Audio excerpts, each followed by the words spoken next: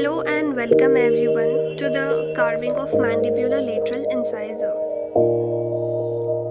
Step 1. Mark the crown length from all the aspects and the root length from all the aspects.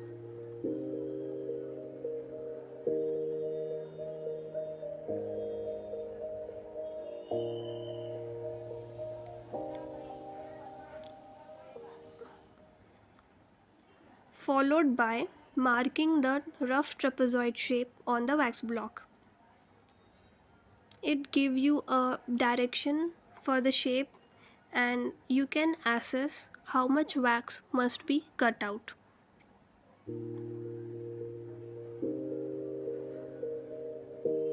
And this is the position in which you hold your wax block and keep your carver on the wax block in a inverted position or a sloping position from where it is easy for you to work more on the cervical area.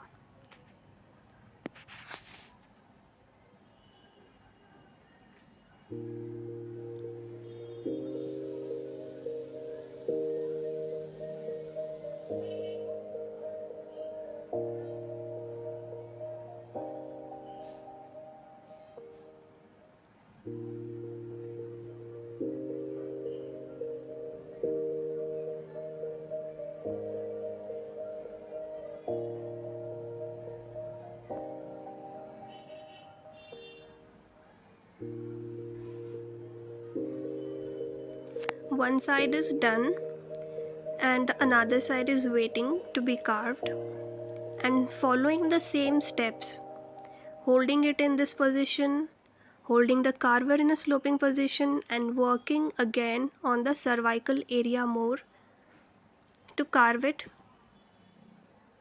gives you a trapezoid shape.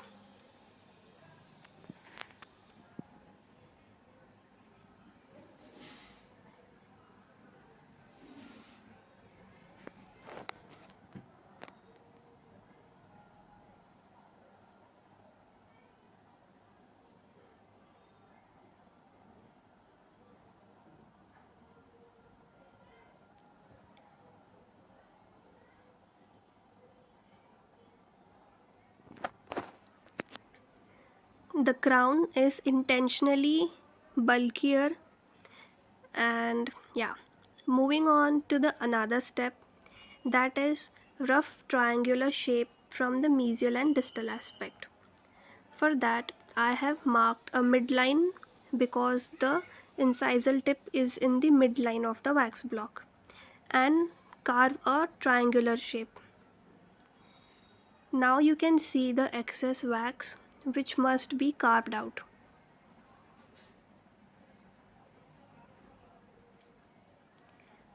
Hold the wax block in this position, in the position you can appreciate in the video, and the carver is in a sloping position that creates a slope from the incisal tip to the cervix.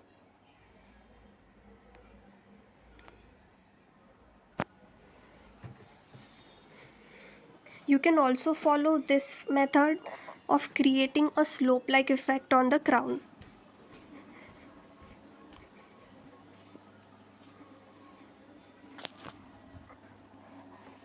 And now the lingual aspect is remaining to be carved, and you have to follow the same steps on the lingual aspect also.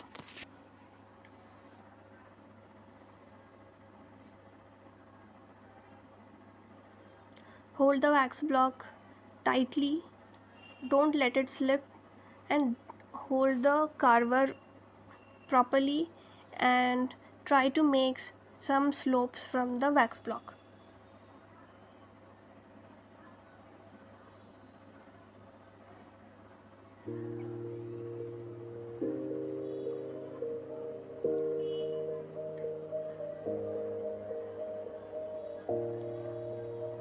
So this is done and it is perfect. Now just check what are the add cervical dimensions in the standard text. And if it is 6 mm, you will take it as 7 mm and try to make your crown bigger in size for now initially, because the final finishing is still remaining. So try to make some bigger crowns. Okay. uh, Keep the curved portion of the carver at the middle third and go on with some strokes, and you will achieve this lingual fossa.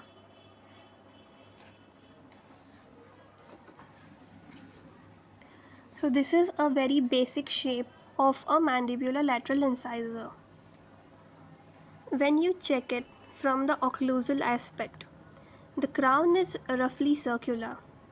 So you have to check in your carving that which portion is in excess, and reducing which side will make your carving look a rough circular in shape, and work according to that.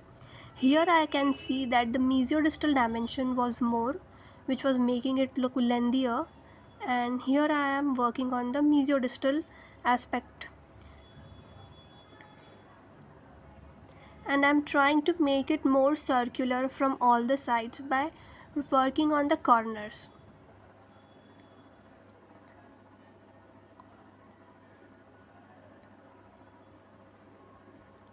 As the teeth is constricted, not constricted but having a smaller length at the cervix is narrower, and at the incisal tip it is wider.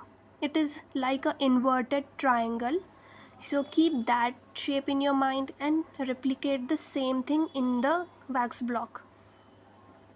And always remember that aspect, the labial line is quite sloping, and it is not a flat triangle. So make a note of that and do perfect carvings. So here it is, a rough circular shape from the occlusal aspect. Now moving on to the root carving. According to what I had marked earlier, and now I have marked the shape of the root, and this is how the root must be replicated. Okay, first of all, cut the excess wax from the mesial and distal aspect, similar to what you have done in the step 1 for the trapezoid shape. Here for the root, you will cut the excess wax from mesial aspect. This is a time consuming process for the root carving.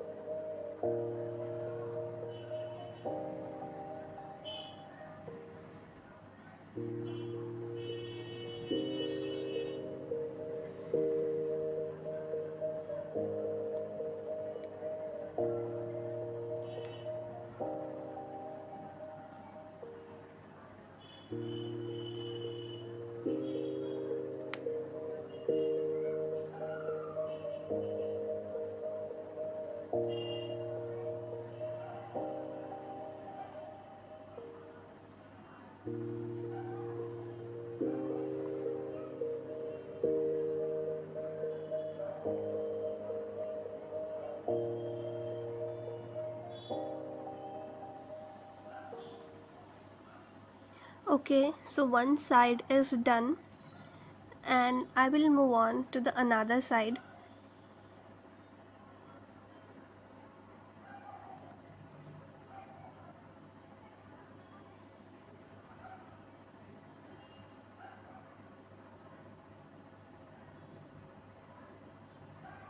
You have to repeat the same steps what you have done on the mesial aspect.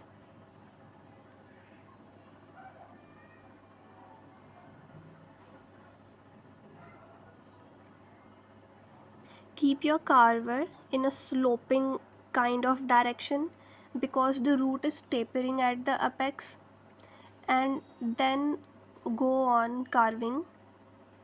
But keep in mind to not apply a lot of force because it is very common to have a fracture at this moment.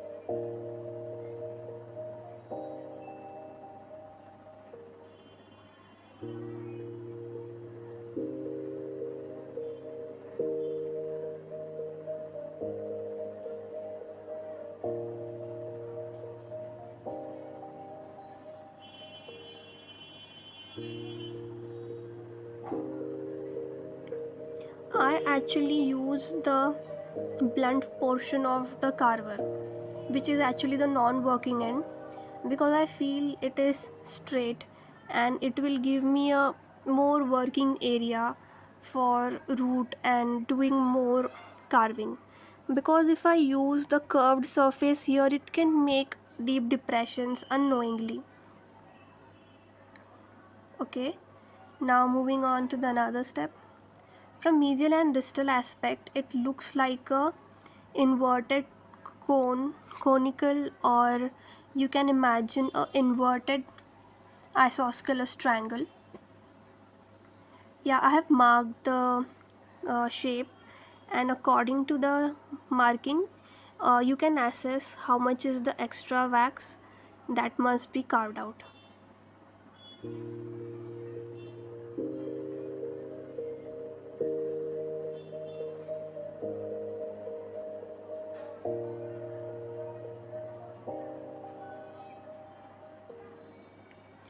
Root carving generally take a lot of time, but as the wax blocks are made by me only, they are bigger in size, and that is the reason why I'm having a real time consuming hard working process here, because it's really tough.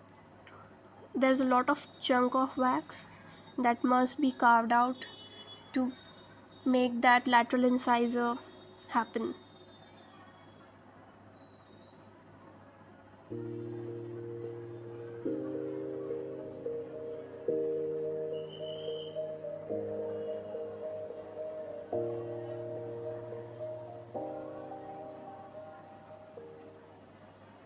Still, there is so much of the wax to be carved out. Now you can see that the teeth is real big in size, and here is the advantage of keeping the dimensions lengthier, as I told you. Because see, now I can reduce the size, now I can enhance some of its features while carving, or give it any shape, because it is bigger in size. But if at this moment the teeth was real small, I could do nothing. Okay, just or just do finishing and polishing and make it look some good. But as it was bigger in size, now I have a chance to make it look more better. Now I will move on to the carving of cemento enamel junction, that is the cervical line. Here I am performing some C-shaped strokes at the corners. Remember, at the corners, because when you do it, the tooth naturally take its form. It is like making a cervical line, and it naturally uplifts the shape of the teeth. See, after doing this, it actually looks like a natural teeth.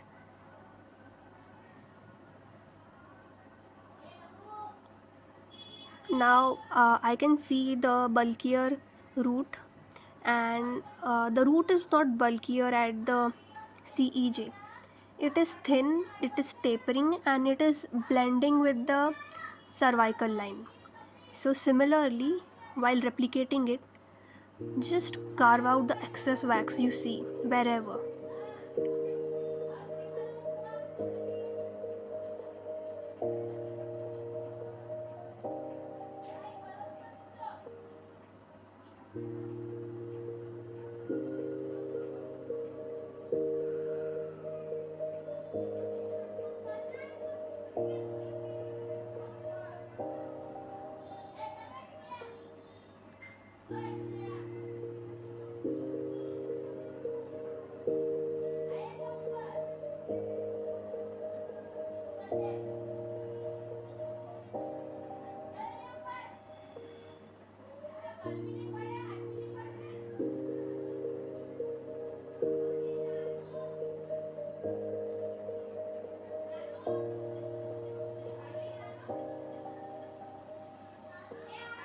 Still, the root is bulkier in size, and I am working on it.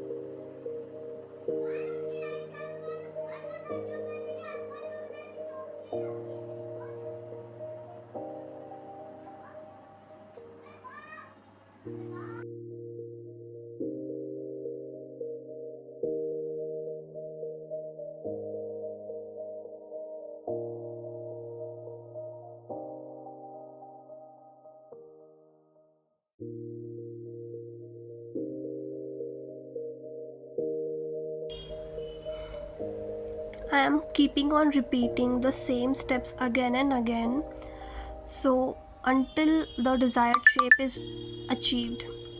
Like I am continuously carving out the excess of wax from all the sides.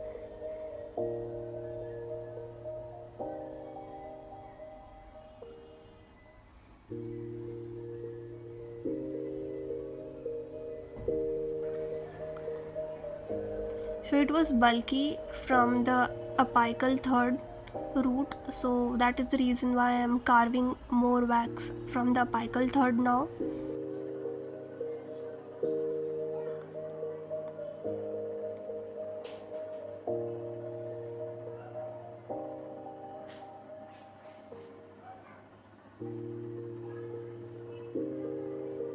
The apical portion of the teeth is tapering, so to make it, I am working more on the apical side, specifically on the apical side, to make it look more tapering.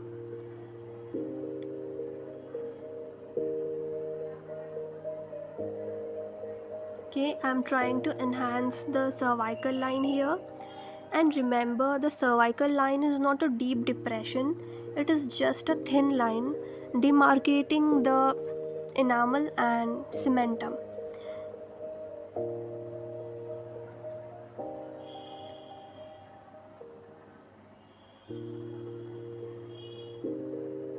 And most of the time, the cervical line is deep on the mesial aspect and not so deep on the distal aspect.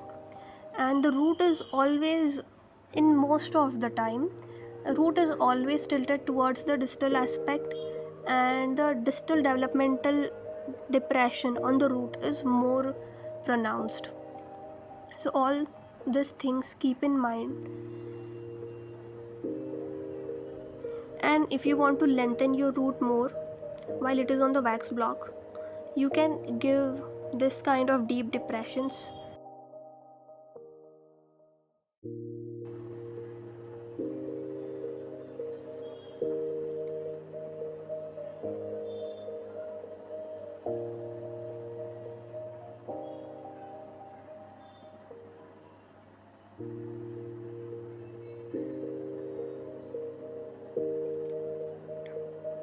Using the another end of carver, which is a shallow spoon like, um, you can make this developmental depression on the root, or using the pointed tip of the carver,